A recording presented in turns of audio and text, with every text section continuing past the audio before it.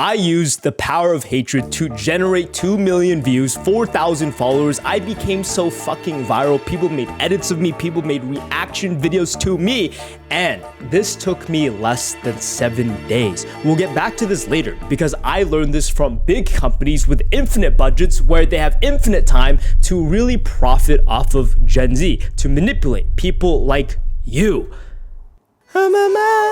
Mystical, magical. You guys have probably heard of him, maybe in a mall, on the radio. He has created a lot of viral songs. He even performed at the most biggest stage ever, and people fucking hate him. But it's on purpose. People don't realize that getting hated on actually is a way to promote yourself. If you look at Donald Trump, he was the most hated presidential candidate and then he won twice. Using hatred is a manipulation tactic that will happen in every level in life. In school, at TikTok, me, you'll see in presidents, cute little music artists, and even countries. We will talk about Israel later and how they are rage baiting the world right now, but more importantly, Alex Warren. You have probably never heard of him, but he has hit #1 on the music charts multiple times. And when he starts his concert, what does he do? He plays a clip of people hating on him because it's towards his fans. Why is this song going viral? I can't believe the song went #1. I feel like I've heard this song 10 other times. This song is fearfully tacky. He's one of the most self-indulgent. We talk about Alex Warren making his terrible music. Sounds like 5 other songs. That clip was under a lot of drama because this influencer was used in the compilation of hatred, but he wasn't hating on him. He was actually being supportive of Alex Warren. Then why was he used and taken out of context to make it seem like he's a hater? Because it's manufactured, because it's on purpose, and he wants to be seen like the victim, the underdog, because they hold all the power. This is why every world leader, while hated externally, in their own country, they are extremely successful. They are revered, because what matters most is not the hate coming in, but how the fan bases react. And if I insult your shirts, I'm not insulting the shirt, but I'm insulting your decision to wear that shirt. And this applies to countries, world leaders, this applies to TikTokers. And how do you react?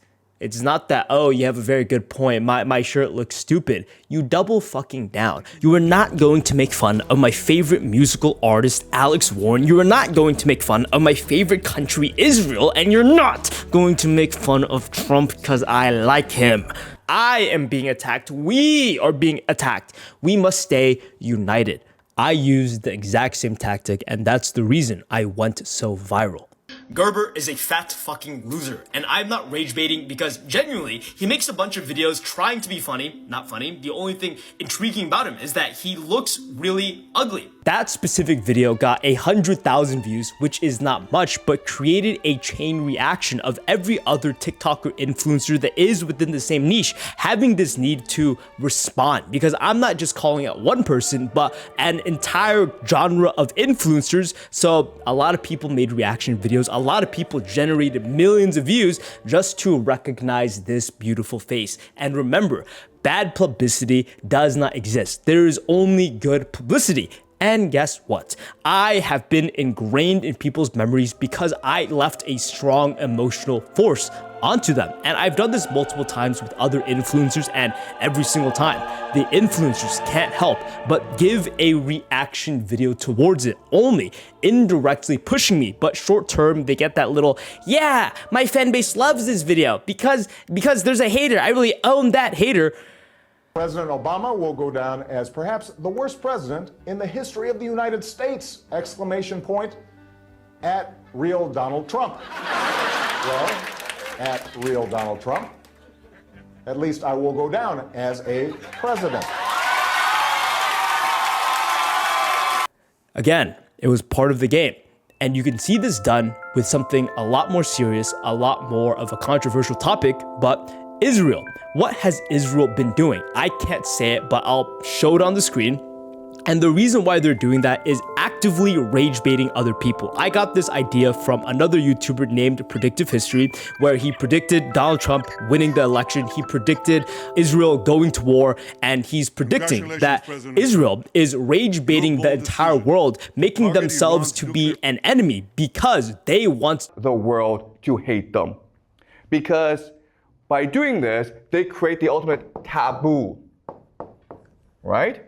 We find this disgusting and contemptuous, so the entire world will unite against Israel. But guess what? That's what their religion wants. In the extreme form of Jewish eschatology, or their religion, they believe that at the end of the world, Israel will fight the entire world, and God will help Israel triumph in the end. So theoretically, Israel is, look at the screen, to actively rage bait the entire world, and there's a lot of people trying to seem more intelligent. I'm noticing what's wrong with the entire world. But again, they're utilizing all this hatred as a way to self-benefit themselves. And what I did after each influencer made a reaction video is I counterattacked. I made my own video, and obviously, as the amazing influencer I am, I got consistently more views than they ever did, and it turned their fan base against them. And I think I want to draw a line right here, because while I did get a lot of views, while I did generate a lot of hate, the people who follow, the people who like, don't care about me. They recognize my face from all the emotions I've laid out on each influencer. But at the same time, they don't care about me. What they care about is themselves. People are fans with other influencers, not because they like the influencer, but because they view the influencer as part of their own identity. And once you sever the emotional connection, well, you've lost a fan. And to me, how I see it is that you should never fall for these emotional traps ever. That's the lesson you should get. The lesson is not how to manipulate other people, but it's how to defend yourself from the manipulation. Truly think about it. When are the times where there is a political video? When are the times where there is a cancel culture towards a specific influencer and nothing happens? If anything, they become more successful afterwards. And you have wasted all your energy. You have wasted all your time watching these stupid fucking videos, and anyone benefiting is not yourself, but the other person you're trying to take down. Now, I understand cancel culture does work to people who are pedophiles because they break the law, so there will be legitimate punishments. But if you are trying to cancel someone for something that they can't get in trouble for, and they are mentally aware that this is an opportunity, not a bad thing, well, they'll win. Look at James Charles. That motherfucker loves talking to little kids, and that motherfucker is killing it. Let's be real. This is a very important video all about manipulation. I will talk about this in depth in the Patreon. This was inspired from the book Reality Transurfing. It's very out there. If you guys don't know, pendulums are the things that swing left and right, left and right. These pendulums exist everywhere. It exists in hatred, it exists and manifests in your own mind. All of that on the Patreon. Goodbye, guys.